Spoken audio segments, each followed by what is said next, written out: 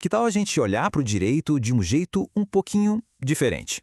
Hoje vamos mergulhar numa teoria de H.L.A. Hart que, olha, promete virar de cabeça para baixo a forma como se entende o trabalho de um juiz. Sabe, muita gente pensa que a lei é tipo matemática, né? Um conjunto de regras que, se aplicadas direitinho, dão sempre uma resposta exata, pré-determinada.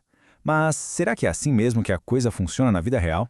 A grande sacada do Hart foi perceber que existem dois tipos de casos jurídicos que são completamente diferentes um do outro. E entender essa diferença é a chave para sacar como o direito funciona de verdade.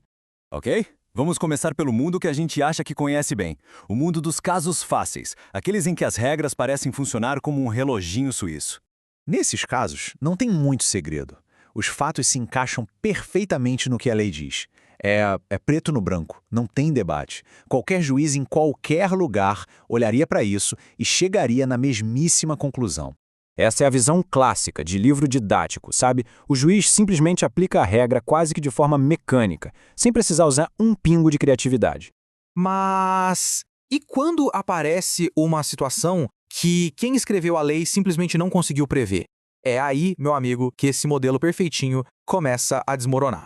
De repente, a regra já não é tão óbvia assim. A cadeira de rodas tem um motor, isso é um fato. Mas será que ela é um veículo do jeito que a lei queria proibir? Aquela lógica de se A, então B, falha, porque as palavras-chave da lei são ambíguas. E o que isso quer dizer? Quer dizer que dois juízes diferentes poderiam olhar para o mesmo caso e, de forma legítima, chegar a conclusões completamente opostas. Para explicar esse fenômeno, o Hart introduziu um conceito que, olha, muda tudo. A textura aberta do direito. E aqui vem o pulo do gato. Essa estrutura explica por que existem tanto casos fáceis quanto difíceis. Isso não é um defeito da lei, é uma característica da própria linguagem que a gente usa. Pensa na palavra arma. Algumas coisas são, sem sombra de dúvida, armas. Um revólver, uma espada, não tem discussão. Esses casos estão bem no núcleo claro do significado do conceito arma.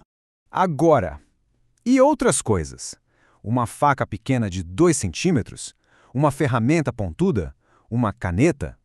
Aí a coisa complica. A gente entra na chamada penumbra, a zona cinzenta, onde é totalmente discutível se esses objetos contam como armas. Nesses casos, a lei parece ficar em silêncio. O Hart dizia que essa textura aberta é simplesmente inevitável. Ninguém tem bola de cristal para prever todas as situações que uma regra vai precisar resolver no futuro, ainda mais com a tecnologia avançando na velocidade que avança. Então, se a lei tem essas lacunas, essas áreas cinzentas, o que um juiz faz quando um caso difícil cai no colo dele? Bom, aí não é mais só uma questão de aplicar a lei. É preciso fazer uma escolha. O Hart descreve um processo de 4 etapas onde o juiz sai do papel de mero aplicador da regra e passa a ser um criador ativo. É um momento de verdadeira transformação no seu trabalho.